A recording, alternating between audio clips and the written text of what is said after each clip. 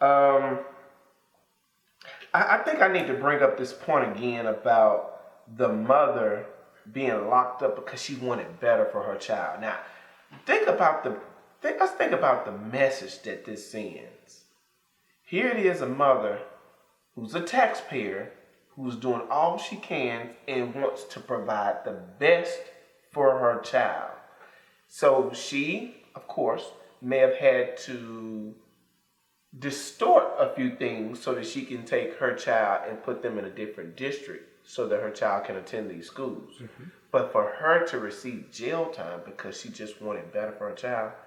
Yeah, they said it was 4 years. That's 4 years. That's crazy. That's aggressive. And we're talking about someone who didn't even get probation or anything. We're talking about jail time. But yeah, again, it's crazy. It's like there's a system in place to funnel kids from the womb to prison. And again, I said the whole thing about politicians need to be more involved because schools need to receive funding, period, not based upon your zoning, the taxpayers. There should be policies in place where schools get a bare minimum at least. Yeah. That will supply them with recent books, computers, better quality teachers, the whole nine. But you know what's interesting? And I know this is it really boils down to a state by state cases. Even so, goes down sometimes to a county by county. If you look at it, we invest way more money in new facilities in terms of prisons as opposed to schools. You go to certain schools are falling apart. It looks like something off of the movie Lean On Me, where these kids are having to perform in this kind of environment where the prison system right down the road, around the corner, is better off than their schools. The textbooks are better off. I mean, very heavy library, you name it, technology. And Angela Davis spoke about it. Michelle Alexander spoke about it on, the new Jim Crow. The prison industrial complex is a huge deal. Also, we have to understand, I've had close friends that were in the penitentiary 3 years, 4 years, 5 years, and some of them at that time, initially not really understanding the amendments, did not realize that technically in the 13th Amendment, really slavery is not abolished. It says right there, chattel slavery, and then, but if you commit a crime, it's sitting there telling you that slavery still exists. So, you have these people, you're talking about the prisons being top notch, right? Being right. A1. That's because everybody in there represents a dollar, represents money. For one, they're getting paid per inmate. Number two, these prisons have massive farms. They grow anything from jalapenos to cotton, tomatoes, you name it. They have cattle on their property. I had a good friend. He was writing me like, yo, I feel like a slave out here. I'm hitting this, I'm growing these type of crops out here. We got all these cattle. And he was exposed me to things I really didn't even realize. Mm-hmm. Then around the same time, I began to look into Michelle Alexander and realize what Angela Davis was talking back and start putting it together like, oh man. So of course, if in this situation, if your employees are working for free, right, and you're making each prison establishment billions of dollars, I want to keep you fed. I want to make sure you bathe. I want to keep you in brand new jumpsuits. An inmate will feel good, even though they got life for 10 years. They'll feel a little bit more better if you give them a brand new jumpsuit, even though they still got 10 more years. They want to keep that going because that's why I said it goes back to slavery. Slavery never died.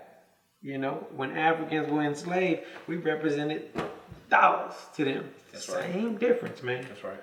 So that goes back to prisons looking nice and being jazzed up. Yeah. It's levels to it.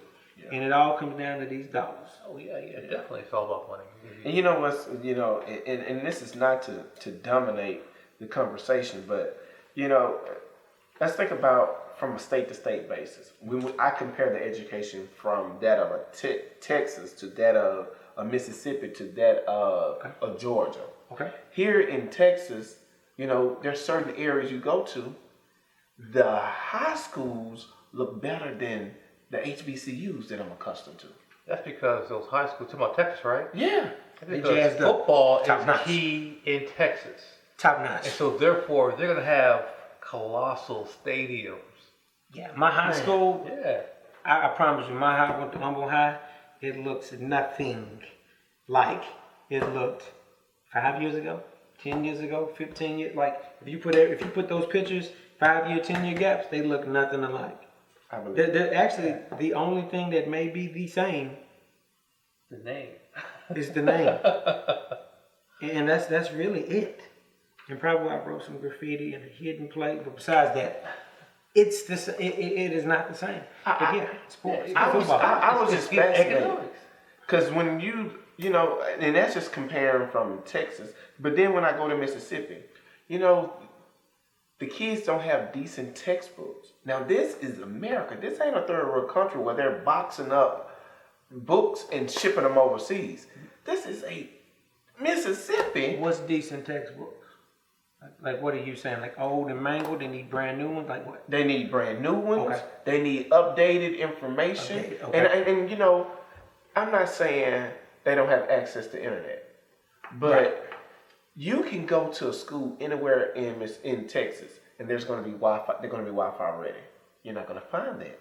Right, they're probably like running like Windows NT or. You have a point though, yeah. because there were some times when I was growing up in elementary and in high school, my personal textbook that was assigned to me, X amount of pages may have been ripped, crossed out, things of that nature. And of course, you really don't, think none of it until, okay, hey, your homework is chapter 6 and chapter 7. Oh, well, I only got half of that. Right. You know what I mean? At that time, I couldn't just text my buddy. You're just like, yo. But if I look at it like when you see one issue or one person do something that represents millions. I'm one person with the jacked up textbook. That represents millions scattered throughout America. But then, and I'm gonna take it a little bit further. But then when you go to a place like Georgia, Georgia has, of course, they have their lottery system, where their lottery system funds education. Every kid that goes to their public schools goes home with an iPad with all of their textbooks on the iPad. Right. So, people want to say, well, the education is better here. Why?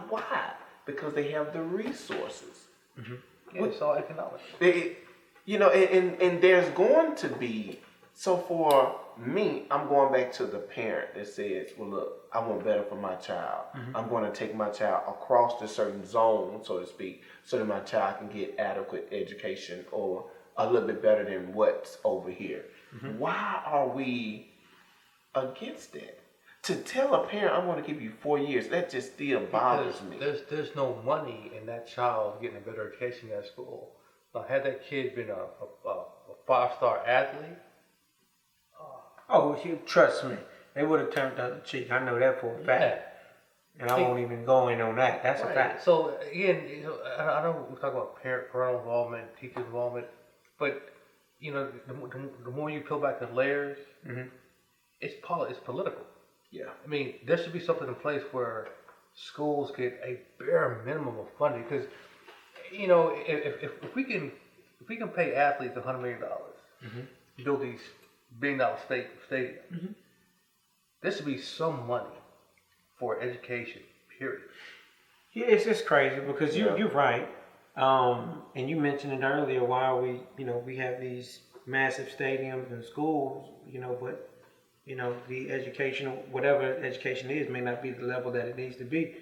There are some schools that I know for a fact you would swear that these are college campuses, the way they're built, but the graduation level is not where it needs to be. Oh, no doubt. So you can say, why is that? They got the resources. They got everything else. That I probably point toward parental involvement, and then typically schools that look like college campuses. That's because they have a college campus style stadium. So they're cranking out athletes. Athletes, right? And again, unfortunately, it seems as though you're paid according to how much money you can generate. Students can't generate any money. Athletes can. Therefore, you pump money into building a system that's going to produce athletes, Athletic not program. scholars. And although we're all scholar athletes, remember we're all Oh yeah, you're you're a student athlete. No pass, Yeah, no play. right, exactly, No pass, but- no play. That's not true. Yeah, That's not true. So, yeah. Because if you the man or the woman, yeah. You okay? you gonna be all right. I've seen that too. Yeah. Cause like, what was that guy's name? That football player played for the Redskins from Houston. He played linebacker. He's like back in the '80s.